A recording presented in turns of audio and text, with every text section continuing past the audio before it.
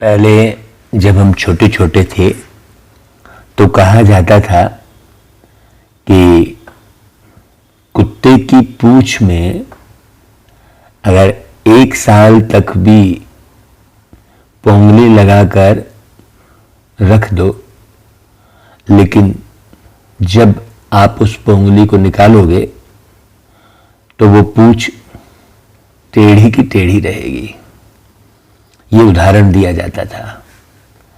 तो वास्तव में ये विषय वासना की आदत का जो है दृष्टांत है। जिस आत्मा के अंदर विषय वासना की आदत है, उसे आप कितना भी समझाओ, जिसकी काम वासना की दृष्टि है, उसे आप कितना भी सतयुगी दृश्य दिखाओ, राजमहल दिखाओ, राजयोग के बारे में समझाओ, लेकिन कामी दृष्टि वाला जो व्यक्ति है, काम वासना से जो ग्रसित आत्मा है, वो अपने कामी स्वभाव को छोड़ती नहीं है। तो कुत्ते की पूंछ का अर्थ ये है, कुत्ता काम विकार का प्रतीक है। यदि जरा भी वासना की दृष्टि है, दैहिक दृष्टि है, तो वो आत्मा कभी भी सीधे मार्ग पर नहीं चल सकती। उसे सीधे मार्ग पर चलने वाले भी उल्टे नजर आएंगे। टेढ़ी की टेढ़ी पूंछ, टेढ़ी की टेढ़ी कहते हैं ना। तो वास्तव में बाबा को समझना, बाबा के ज्ञान को समझना, बाबा के द्वारा दिए हुए लक्ष्य को समझना, ये हर आत्मा के वश की बात नहीं है। इसलिए बाबा ने कहा, जो आत्मा बाबा की श्रीमत प्रमाण पुरुषार्थ करेगी, वही आत्मा इस काम रूपी कांटे पर जीत हासिल करेगी। अब काम का कांटा कहते भी हैं दुनिया में कि काम कटारी चला रहे हो, और काम ही रावण है। वास्तव में काम वासना ही कांटा है, काम वासना ही कंस है। बहुत बारीकी से समझने की जरूरत है। दुनिया में तो कथा कहानी बहुत भर दी है, तो राम और रावण, तो कृष्ण और कंस, तो न जाने कितने, तो हिरण्याकश्यप, तो प्रहलाद, तो ध्रुव, है ना। जबकि मूल बात बाबा ने बिल्कुल सीधी सीधी बताई है कि बच्चे, ये काम महाशत्रु है ना। लोगों ने तो कथा कहानी गढ़ के कुछ का कुछ कह दिया है ना। तो आज बाबा कहते हैं, मीठे बच्चे, तुम्हें इस कांटों के जंगल को दैवी फूलों का बगीचा बनाना है। मैंने कितनी मेहनत की बात है। कांटों का जंगल मतलब सभी आत्माएं विषय विकार के वशीभूत हैं, देह के आकर्षण में है, प्रकृति के आकर्षण में है।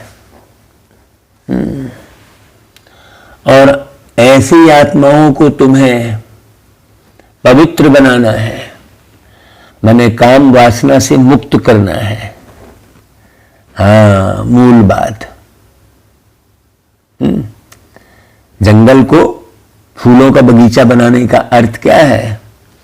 दैवी फूलों का बगीचा, मतलब उसमें दिव्य गुण हो और नई दुनिया का निर्माण करना है।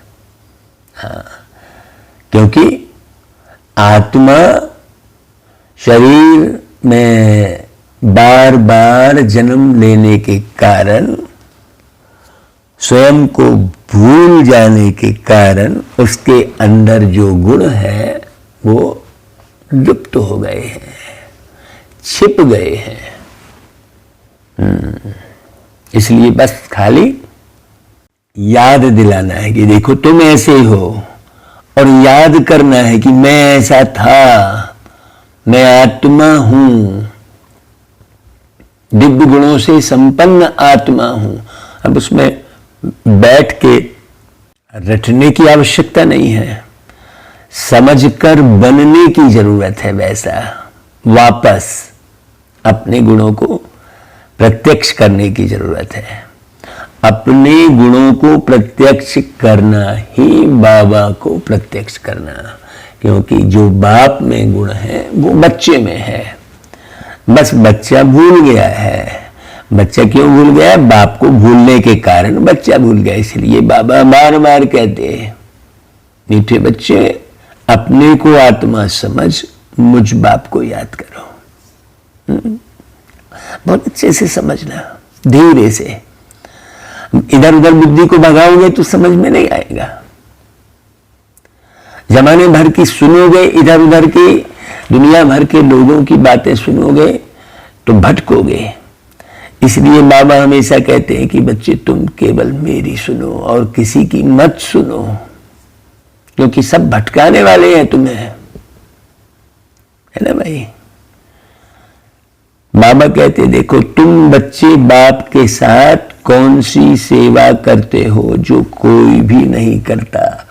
सारे विश्व में सूर्यवंशी चंद्रवंशी राजधानी की स्थापना करने की सेवा तुम बच्चे ही बाप के साथ साथ करते हो, जो कोई भी नहीं कर सकता। सूर्यवंशी का मतलब क्या हुआ भाई?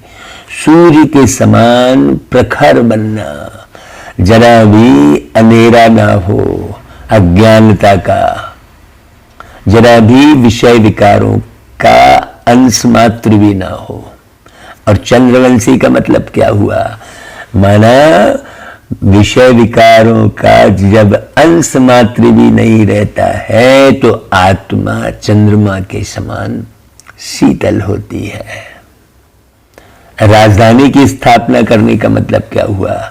मतलब इस प्रकार स्वयं के कर्मेंद्रियों पर राज करने की जो बातें हैं उनको धारण करने वाले, मतलब इस धरती पर नीचे रहकर, हाँ शरीर में रहकर उनको धारण करना, वो है राजधानी स्थापन करना। बाबा कहते हैं देखो बच्चे तुम अभी नई दुनिया का फाउंडेशन लगा रहे हो, तो जरूर इस पुरानी दुनिया का विनाश होगा ना। दैवी फूलों का बगीचा बनाना, कांटों के जंगल को खत्म करना, ये तो बाप का ही काम है। इसलिए परमात्मा शिव को पाप कटेश्वर पशुपतिनाथ, है ना, ऐसा कहा जाता है। गीत है ओम नमो शिवाय, ओम शांति। जब कोई साधु संत या विद्वान लोग भाषण करते हैं तो पहले कोई ना कोई को नमस्ते करते हैं। कोई शिवाय नमः कहते, कोई कृष्ण नमः कहते, कोई श्री गणेशाय नमः भी कहते हैं। परंतु नमस्ते तो ऊंचे ते ऊंचे एक बाप को ही करना चाहिए ना भाई। बच्चे जानते हैं ऊंचे ते ऊंचा एक भगवान है और उनका नाम शिव है। गाते भी हैं शिवाय नमः। शिव को हमेशा बाबा कहते हैं। शिव बाबा पहले पहले रचना रचते हैं। देखो रचयिता एक है और रचना भी वास्तव में एक है। रचता बाप को और रचना दुनिया को कहा जाता है, सारी दुनिया को। तो बाप जो दुनिया क्रिएट करते हैं सो जरूर नई ही क्रिएट करेंगे ना। हाँ, परंतु बाप जरूर पुरानी दुनिया में ही आएंगे। इसलिए बाप को पतित पावन कहा जाता है। बहुत अच्छे से समझना बात को। सारी दुनिया के मनुष्य मात्र, उसमें भी खास भारतवासी बाप को याद करते हैं कि पतित पावन आओ। जब सब दुखी और पतित हो जाते हैं तब ही बाप को पुकारते हैं, परंतु दुखी कब हुए और याद कब से करते हैं यह नहीं जानते। भाई कब हुए दुखी? जब अपने को देह समझने लगे। द्वापर युग कहते हैं, मतलब जब देह समझने लगे। देह समझने लगे तो दो राह पर भटक गए। धीरे धीरे दो राह पर भटके। माने आत्मा तो समझ रहे हैं, लेकिन साथ साथ स्वयं को देह भी समझ रहे हैं। इसलिए क्या कहने लगते हैं? मेरी आत्मा तेरी आत्मा, मैं आत्मा और तुम आत्मा, ये है बात, है ना भाई। तो बाप बैठ समझाते हैं। आगे भी समझाया था कि हे बच्चे, तुम अपने दुख सुख के जन्मों को नहीं जानते हो। हाँ भाई, जो पहले तुमने सुख का जीवन बिताया है ये मालूम नहीं है तुम्हें, भूल गए हो। भाई किसको कह रहे हैं बच्चे? आत्मा को, है ना। शरीर में बैठकर सुनने वाली कौन? आत्मा। तो बाबा कहते हैं देखो, मैं जो ज्ञान का सागर नॉलेजफुल हूं वह बैठ तुमको समझाता हूं। ये बहुत बारीक बात समझना। तो शिव बाबा कहते हैं, मैं मनुष्य सृष्टि का बीज रूप भी हूं, मुझे पतित पावन भी कहते हैं। तो जरूर पतित दुनिया भी है और पावन दुनिया भी है। पावन दुनिया को हेवन अथवा गार्डन कहा जाता है। फिर जब दुनिया पतित होती है तो कांटों का जंगल कहा जाता है। बेशुमार मनुष्य हो जाते हैं, माया का राज्य शुरू हो जाता है। किसको भी समझाना है कि आज से 5000 वर्ष पहले भारत गार्डन ऑफ गॉड था। मनुष्य बहुत सुखी थे। नई दुनिया में सिर्फ भारत ही था, कोई भी खंड का नाम निशान भी नहीं था। बहुत धैर्यता से सुनना, बहुत अच्छे से समझना। हाँ, नए भारत में फिर नई दिल्ली भी थी, जिसको परिस्तान भी कहा जाता था। हाँ, है नए भारत में नई दिल्ली थी, और वो दिल्ली किससे हासिल की है? प्यार के सागर पिता परमात्मा से, जिसको परिस्तान भी कहा जाता था। भाई नई देह ली, मैंने नया शरीर लिया। नए भारत में नया शरीर लिया किसने? आत्मा ने। अब इतनी गहरी समझने की जरूरत है। अब हम जो है यहाँ की जो दिल्ली एक स्थान है उसे समझने लग गए। भाई नई देह ली थी, फिर जिसको परिस्तान भी कहा जाता है, मतलब भाई उस देह में आप परी की तरह रह रहे थे, अलग देह से न्यारे रह रहे थे। परिस्थान है ना भाई, परिस्थान मतलब देह एक स्थान था जिसमें आप परी की तरह रह रहे थे। तो जब आप देह से अलग न्यारे हल्के रहोगे तो बड़े सुखी रहोगे ना भाई। तो फिर उसको सुखधाम भी कहते थे। माने सुख को ही धारण करते थे तुम, दुख को धारण ही नहीं करते थे। देह का भान आया दुख, देह में भी द शब्द लगा हुआ है। ये सब बारीक बातें हैं। तो बाबा कहते देखो, अब तो भारत पुराना है, उसको ही दुखधाम कहते हैं। अब बाबा समझाते हैं, आजकल दिल्ली में विश्व नवनिर्माण प्रदर्शनी कर रहे हैं मनुष्यों को समझाने के लिए कि यह विश्व नया कैसे होता है। चित्र सामने रखकर और कोई समझा ना सके, ना कोई ऐसे विश्व नवनिर्माण प्रदर्शनी खोल सके। मान लो प्रदर्शनी कोई कॉपी भी कर लिया, ले गया, तो समझा क्या पाएगा और समझ क्या पाएगा कि भाई तुम किस प्रकार से जन्म लेते हो और क्या बन जाते हो। तो यह पहला बार ही है जो ब्रह्मा कुमार कुमारियां बैठ समझाते हैं। भारत नया था तभी सुखी थे। तो जो समझाने वाला है वो पूरी तरह समझा हुआ हो, एक एक बात एक्यूरेट धारण किया हुआ हो, तब तो समझा पाएगा अच्छे से। और वो धारण ही नहीं किया है तो क्या समझाएगा। तो भारत नया था, सुखी थे और लक्ष्मी नारायण राज्य करते थे।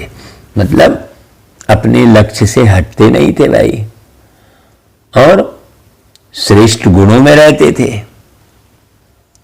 विष्णुपुरी नई दुनिया थी, मतलब पूरी की पूरी दुनिया विष रहित थी, है ना भाई। तो नई दुनिया का निर्माण यानी फाउंडेशन लगाना, यह किसका काम है? यह तो परमपिता परमात्मा का ही काम है ना भाई। जो शरीर नहीं लेते हैं, जो शरीर के चक्र में नहीं पड़ते हैं। बाकी जितनी भी आत्माएं हैं वो शरीर ले लेकर सब अपने को शरीर समझ रहे हैं। मुख्य बात तो यही है ना। कोई भी आए तो सबसे पहले उसको यही समझाओ कि तुम अपने को समझ क्या रहे हो। हाँ, करोड़पति अरबपति ऐसा समझ रहे हो कि आत्मा समझ रहे हो? हाँ, कि कोई पद पोस्ट समझ रहे हो? अभी तुमने ज्ञान भी प्राप्त कर लिया और इंचार्ज समझ रहे हो किसी भी स्थान के। तो इंचार्ज का मतलब क्या है? मतलब इन माने अंदर, अंदर चार्ज करने वाले, अपने आप को चार्ज करने वाले बार बार, है ना। हेड पने का भान बिल्कुल ना हो, धन दौलत का भान ना हो। धनवान रहो, हाँ, बाबा तो पद्मा पदमपति बना रहे हैं। सोने और हीरे जवाहरत के महलों में रहो, लेकिन रहो ना भाई उसमें। वो तुम्हारे ऊपर तो ना रहने लग जाए। अब बंगला तुम्हारे ऊपर रहने लग गया, तुम बंगले में रह ही नहीं रहे हो। कार तुम्हारे ऊपर बैठ गई, तुम कार में बैठे ही नहीं हो, है ना भाई। ये भान, देह में बैठो ना। देह तुम्हारे ऊपर क्यों बैठी है? तुम देह में बैठे हो। ये सब बारीक बातें हैं। तो भारतवासी जो खुद ही अपने को पतित भ्रष्टाचारी कहते हैं, वे नए विश्व का निर्माण तो कर न सके ना भाई। सब कह रहे हैं मैं मूर्ख कल कामी कृपा करो भरता। तो तुम जानते हो वो लोग क्या क्या फाउंडेशन लगाते हैं, और बाप कहते हैं मैं स्वर्ग नई दुनिया का फाउंडेशन लगाता हूं। तो पुरानी दुनिया का तो विनाश होना ही है ना भाई। ये सूक्ष्म बात हर कोई नहीं समझता है। तो बाबा कहता है देखो बच्चे, यह है कांटों की दुनिया। मनुष्य जैसे कांटे हैं, एक दो को दुख देते रहते हैं। भारत गार्डन ऑफ अल्लाह था, गॉड ने स्थापन किया था। शिवाय नमा भी कहते हैं। शिव बाबा ने कैसे स्थापन किया भाई? कैसे करेंगे भाई? उसकी एक कोई विधि तो होगी ना भाई। एक शरीर में प्रवेश करके तो ये बातें सब समझाएंगे। और आज इस शरीर में, कल दूसरे, परसों तीसरे, ऐसे शरीर बदलते बदलते रहे भाई। शरीर तो तुम बदल रहे हो, तो तुमने भगवान को भी शरीर बदलते दिखा दिया। अरे ऐसा थोड़ी है, वो एक ब्रह्मा के तन में प्रवेश करते हैं। हाँ, तो बरोबर ब्रह्मा द्वारा गार्डन ऑफ अल्लाह व देवी फूलों का बगीचा स्थापन कर रहे हैं ना भाई। अब ब्रह्मा कौन बना? जो जब बाबा शिव बाबा एक तन में प्रवेश किए, तो जो आत्मा समझ गई बाबा के ज्ञान को फटाफट, अब वही आत्मा समझी हुई रहती है ना। ये बड़ी गहरी बात समझने की है। वो एक आत्मा है जो समझी हुई रहती है। पहले भी समझी थी, पहले भी उसके शरीर में प्रवेश किया था, फिर शरीर बदलते बदलते वो आत्मा ना समझ बन गई। फिर बाद में बाबा ने फिर उसी शरीर में प्रवेश किया, क्योंकि सबसे पहले वही समझी थी। ये बात बारीक समझना। तो जब समझी तब वो ब्रह्मा कहलाई। जब तक वो आत्मा बाबा के ज्ञान को समझी नहीं थी, तब तक ब्रह्मा नहीं कहलाई। तो ब्रह्मा कौन कह रहे? किसे कह रहे हैं? आत्मा को ही ब्रह्मा कह रहे हैं ना भाई। वो आत्मा आसुरी वृत्ति में थी पहले, फिर उसके बाद दैवी वृत्ति में आई, तब वो ब्रह्मा कहलाई, सबसे पहला। इसलिए ब्रह्मदेवाय नमः कहते हैं। तो बच्चों को निमंत्रण देते हैं बाबा। यहां भी बच्चों ने निमंत्रण दिया कि बाबा आकर देखो कि हम चित्रों पर कैसे समझाते हैं कि नई दुनिया की स्थापना और पुरानी दुनिया का विनाश कैसे हो रहा है। आप आकर देखो और श्रीमत दो, बुला रहे हैं। अब इन चित्रों पर किसको समझाना तो बहुत सहज है भाई। ऊपर में परमपिता परमात्मा का चित्र है, शिवाय नमः सबसे ऊंच है, वह फिर नई दुनिया रचते हैं। नए भारत में इन देवी देवता लक्ष्मी नारायण का ही राज्य था। तो ऊंचे थे ऊंचा परमपिता परमात्मा, वह फिर से सूर्यवंशी चंद्रवंशी राजधानी की स्थापना करते हैं। तो एक एक बात समझने की जरूरत है। ऐसी थोड़ी सरलग मुरली पढ़ लिए, फॉर्मेलिटी बतौर पढ़ लिए, समय के अनुसार पढ़ ली, चलो जल्दी जल्दी पढ़ना है भाई, जल्दी जाना है। ये तो बुद्धि में तो जाना ही जाना लिखा हुआ है। अरे जाना तो है, तुम्हें तो पूरा ही शरीर छोड़ के जाना है। हड़बड़ी काहे कर रहे हो भाई, निर्माण कर लो अपना, तो जाओगे ही। वो तो तुम रुकना किसको है? सारी दुनिया का जब विनाश होना है तो यहां रुकेगा कौन? जाना कहां है, ये धुन लगी रहे।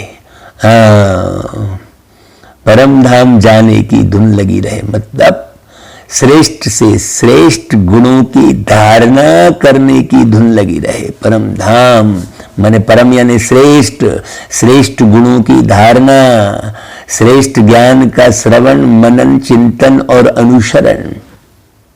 हाँ, ऐसे राजधानी स्थापन करना है। तो ब्रह्मा और ब्रह्मा कुमार कुमारियों द्वारा वह सतयुग आदि में थे, तो स्थापना जरूर कलयुग अंत में ही की होगी भाई, है ना। सो अब फिर संगम युग पर कर रहे हैं। वास्तव में सभी आत्माएं तो शिव की संतान है, जितनी भी आत्माएं हैं दुनिया में। और फिर प्रजापिता ब्रह्मा के भी बच्चे हैं। कोई है जो बाबा के ज्ञान को समझते हैं तो वो ब्रह्मा के बच्चे भी कहलाएंगे। हर एक आत्मा में पार्ट सारा नूढ़ा हुआ है भाई। पहले पार्टधारी यह है जिसको पूरे 84 जन्म लेने हैं भाई। कोई ना कोई एक तो पूरे चक्र में आएगा ना भाई। पुनर्जन्म लेने का रस्म तो शुरू से चलता आया है। सतो प्रधान फिर सतो रजो तमो बने हैं। सतो प्रधान जब थे तो सूर्यवंशी लक्ष्मी नारायण का राज्य था। 16 कला संपूर्ण थे, फिर धीरे धीरे 2 कला घटी, 14 कला बने। तो इन 2 युगों को गार्डन ऑफ फ्लावर कहा जाता है। वह था सुखधाम। यह चित्रों पर समझाना बड़ा सहज है। हाँ, ऊपर में शिव बाबा जिस द्वारा विश्व नवनिर्माण हो रहा है। तो ऐसे गहन समझे हुए जब रहोगे तब फिर तुम अच्छे से किसी को समझा सकोगे। तो ब्रह्मा विष्णु शंकर, उनको रचने वाला कौन? मेरे प्यारे शिव बाबा है रचने वाले। तो यह बच्चों को समझाना है कि नई दुनिया की स्थापना और पुरानी दुनिया का विनाश होता है। अब इतने सब धर्म हैं, सिर्फ एक देवी देवता धर्म नहीं है। आप तो देख रहे हो ना भाई, खाली मूर्ति बनी हुई है। माने दिव्य गुण धारण किए हुए लोग नहीं है अभी, वह प्राय लोप है। जो देवी देवता धर्म वाले थे वह अपने को हिंदू कहला रहे हैं, क्योंकि सतयुग में सब पावन थे, अब सब पतित है। बाबा का नाम ही है पतित पावन। अब पतित बनाने वाला कौन है? यह बाप ही समझाते हैं, बच्चे फिर और भाई बहनों को समझाते हैं। पतित बनाने वाला है रावण। रावण मतलब ये 5 विकार, जिसको वर्ष वर्ष चलाते हैं। रावण का कोई रूप नहीं है, वह तो है गुप्त। 5 विकार स्त्री के, 5 विकार पुरुष के। भारत का बड़े से बड़ा दुश्मन है ही रावण, मतलब ये 5 विकार जिसने भारत को कौड़ी मिसल बनाया है। अब इस रावण पर जीत पहनो मेरी मत द्वारा। बाबा जो विचार दे रहे हैं, समझा रहे हैं, हाँ इस समय सब पतित बन गए हैं। कौन? सब सब यानी आत्माएं। इस कारण परम पिता परमात्मा की ही श्रीमत चाहिए। श्रीमत है ही भगवान की। भगवान उवाच, हे बच्चों अथवा हे आत्माओं, है ना भाई, तुम सारा समय देह अभिमानी रहे हो 2500 साल तक। बाबा कहते अब देही अभिमानी बनो। बाबा कहते देखो तुम आत्मा अमर हो, तुम ही शरीर छोड़ती और लेती हो। बाप कहते हैं हे ब्रह्मा, तुम अपने को नहीं जानते हो। पहले पहले उसको बोल रहे हैं, तुम्हारे लिए ही गाते हैं, आधा कल्प ब्रह्मा का दिन, आधा कल्प ब्रह्मा की रात। तो तुम बच्चे इन बातों को समझे हुए हो, तब तो प्रदर्शनी खोली है, ऐसे दिखाने के लिए प्रदर्शनी थोड़ी खोल ली। तो अब इन चित्रों द्वारा समझाओ। अब यह ब्रह्मा और ब्रह्मा कुमार कुमारियां परमपिता परमात्मा द्वारा अपना वर्षा ले रहे हैं। गाया जाता है, ज्ञान सूर्य प्रगटा, अज्ञान अंधेर विनाश। तो उस सूर्य की बात नहीं है, अब लोग वो सूर्य की आराधना करने लग गए। बाबा कहते देखो मैं ज्ञान सूर्य इस समय ज्ञान वर्षा कर रहा हूं, जिससे तुम पतित से पावन बन रहे हो। बरसात का पानी कोई को पावन नहीं बनाएगा। मुझे पतित पावन कहते हैं। मेरे पास ही नॉलेज है कि पतित से पावन और फिर पावन से पतित कैसे बनते हैं। पावन नई दुनिया और पतित पुरानी दुनिया को कहा जाता है। पतित बनाता है रावण, रावण को शैतान और राम को भगवान कहा जाता है। वह राम सीता वाला नहीं। हाँ, है कि नहीं भाई? तुम बच्चों को यह स्थापना और विनाश का राज भी समझाना है। इसके लिए यह विश्व नव निर्माण प्रदर्शनी है। कोई भी शास्त्र में यह नहीं है कि परम पिता परमात्मा ब्रह्मा द्वारा सुख धाम की स्थापना करते हैं और रावण फिर दुख धाम की बनाते हैं, स्थापना करते हैं। बाप आकर सुख धाम बनाते हैं। आधा कल्प सुख, आधा कल्प दुख। सतयुग त्रेता दिन और द्वापर कलयुग रात। रात में ठोकरें खाते हैं, भगवान को ढूंढने के लिए धक्का खाते हैं। भैया भी ड्रामा में नून है। आधा कल्प ज्ञान, आधा कल्प भक्ति। बिल्कुल न्यारे हो जाओ देखो बाबा की बातों को समझ के। कहीं भी मूंझना उलझना नहीं है। ज्ञान के सागर अथवा ज्ञान सूर्य परम पिता परमात्मा को ही कहा जाता है। भारत में ही शिव जयंती मनाते हैं। इससे सिद्ध है कि भारत ही शिव की जन्मभूमि है। हाँ, बाबा कहते मुझे आना भी पतित दुनिया में पड़े, तब तो आकर पतितों को पावन बनाऊं। जो पूज्य लक्ष्मी नारायण थे वही पुजारी बने हैं। आप ही पूज्य, आप ही पुजारी। यही लक्ष्मी नारायण, जो भाई लक्ष्मी नारायण शरीर की का नाम है। अब उस शरीर में आत्मा है ना भाई। हाँ भाई, आत्मा ने लक्ष्य रखा नारायण बनने का। हर एक व्यक्ति स्वयं को लक्ष्य दे कि भाई मुझे नारायण बनना है, मुझ आत्मा को नारायण बनना है। मुझ आत्मा ने 84 जन्म भोगे हैं, तो भिन्न नाम रूप में भोगे हैं, अलग अलग अलग अलग। तो यह ब्रह्मा जो स्थापन करते हैं वही फिर पालना करते हैं। इसलिए ब्रह्मा सु विष्णु, विष्णु सु ब्रह्मा कहते हैं, है ना भाई। अब विष्णु की नाभि से ब्रह्मा निकला ऐसा कहते हैं। बड़ी गहरी समझने की बात है। अभी वो जो आत्मा है वही पतित बनी है, तो फिर उनके ही शरीर में आकर उनका नाम ब्रह्मा रखता हूं। कौन से शरीर में? आखिरी वाले शरीर में। पहले पहले तो यह बात समझानी है कि परम पिता परमात्मा से तुम्हारा क्या संबंध है। जरूर कहेंगे बाप है, तो वह तो सब आत्माओं का बाप हुआ ना भाई, क्योंकि शरीर के बाप तो अलग अलग है ना। शिव बाबा के तुम सब बच्चे हो। हाँ भाई, काम रूपी अंधकार से बचेंगे, काम वासना रूपी अंधकार से, तब भगवान का ज्ञान प्रकाश समझ में आएगा। बाबा कहते हैं इस समय भगत हो। भगवान को सब याद करते हैं। भगत कहते हैं हे भगवान हमको भक्ति का फल दो, हम दुखी हैं, जीवन मुक्ति दो। साधु लोग भी साधना करते हैं कि हमें मुक्ति, जीवन मुक्ति दो। अब जो खुद साधना कर रहे हैं वो कैसे भाई दूसरे को बता सकते हैं? हम थोड़ी बता रहे हैं, ये मुरली तो बाबा की चल रही है, हम तो पढ़ रहे हैं। बस इतनी सी बात है कि समझ समझ के पढ़ रहे हैं बस, बाकी है तो बाबा की बात ना भाई। तो इस समय सब पुकारते हैं कि आकर पतितों को पावन बनाओ। तो बाबा डायरेक्शन देते हैं कि देखो ऐसे ऐसे समझाओ। कैसे समझाओ? कि भाई हम आत्मा शांति धाम में रहने वाली है, ये पक्का, बस ये स्मृति रहे। हाँ, ये हमें तो भाई अभी शांति में रहना है। शांति धाम में रहने वाली मतलब हमने पूरी तरह शांति को धारण किया हुआ है इस शरीर में बैठे बैठे। अब एक शरीर छोड़ दूसरा ले, पार्ट जरूर बजाना है, वर्णों से भी पास होना होता है। हाँ, यह ड्रामा अविनाशी बना हुआ है, चक्र फिरता ही रहता है। इसको भी जानना चाहिए कि कैसे फिरता है ना भाई। पतित पावन एक, रचता एक और दुनिया भी एक, और कहीं दुनिया नहीं है। पूछते हैं पावन से पतित कैसे बने? रावण की आसुरी मत पर चलने से 5 विकार आ जाते हैं, है ना भाई। मतलब ये 5 विकारों के वशीभूत होने पर बुद्धि भ्रष्ट हो जाती है।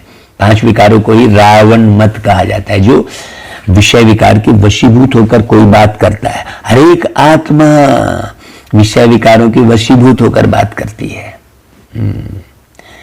इसलिए रावण को जलाते हैं।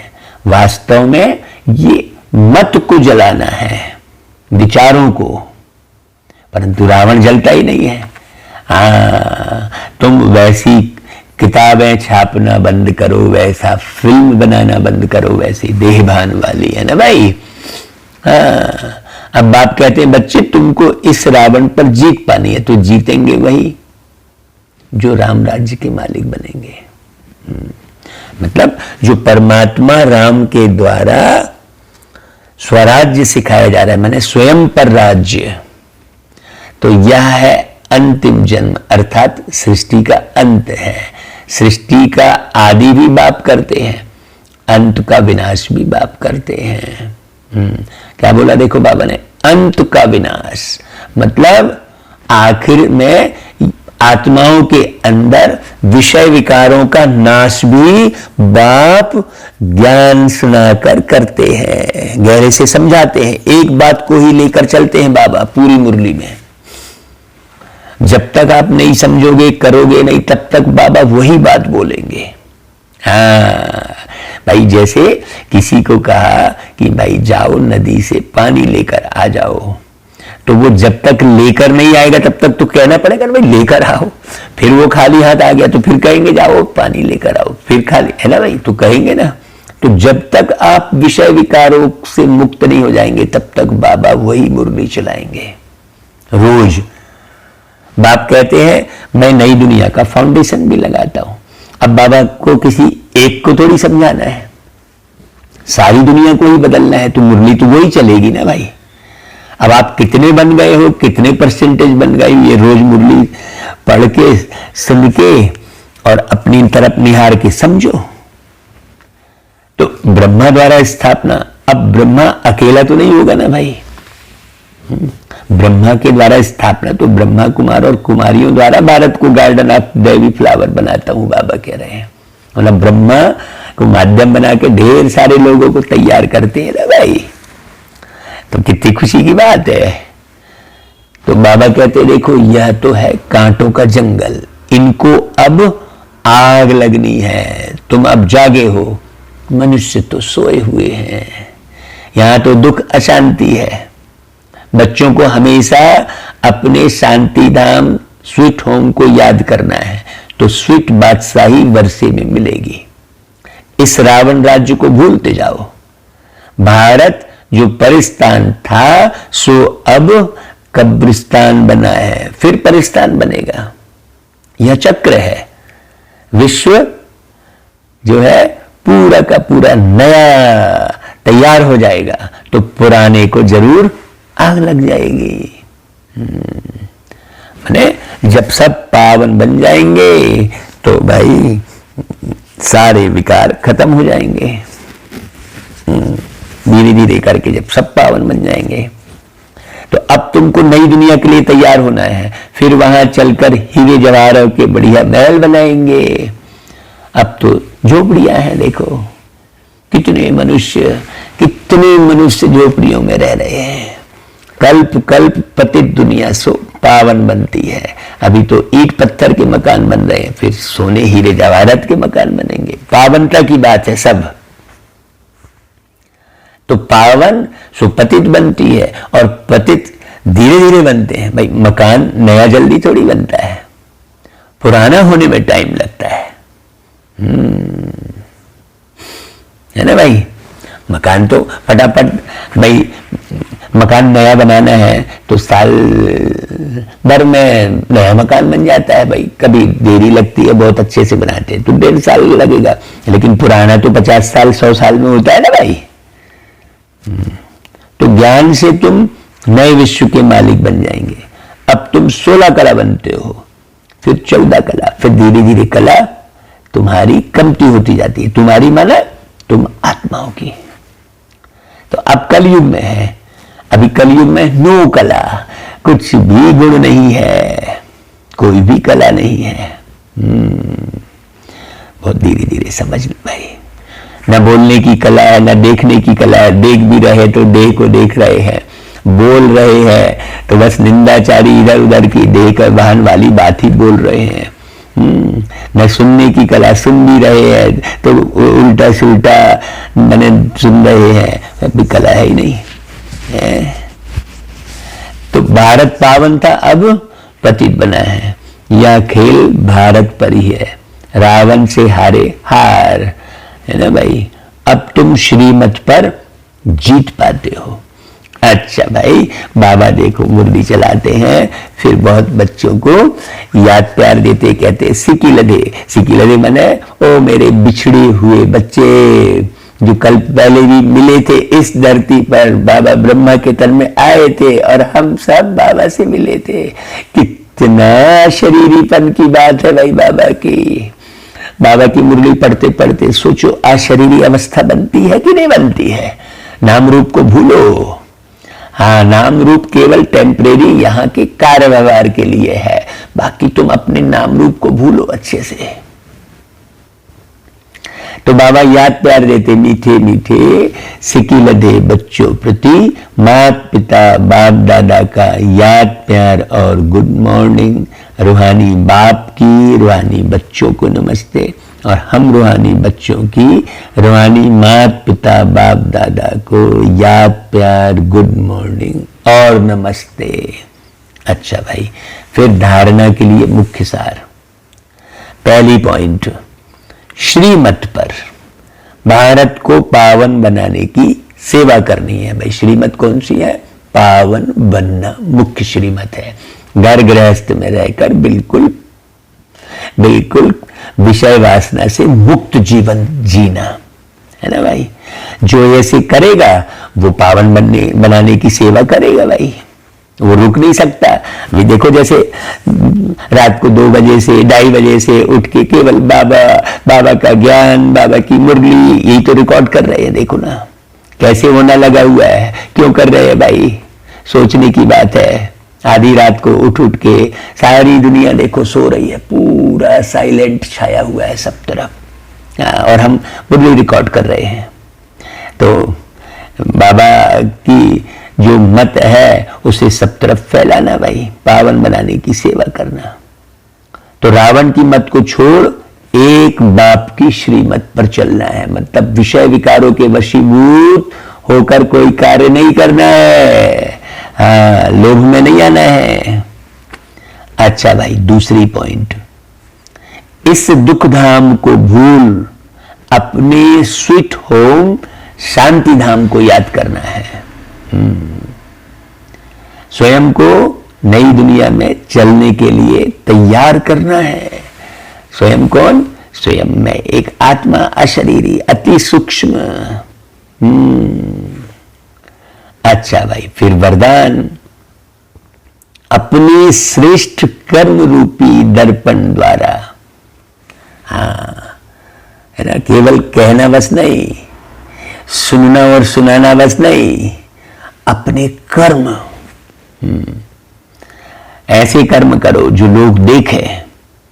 तो अपने श्रेष्ठ कर्म रूपी दर्पण द्वारा ब्रह्मा बाप के कर्म दिखलाने वाले बाप समान भव।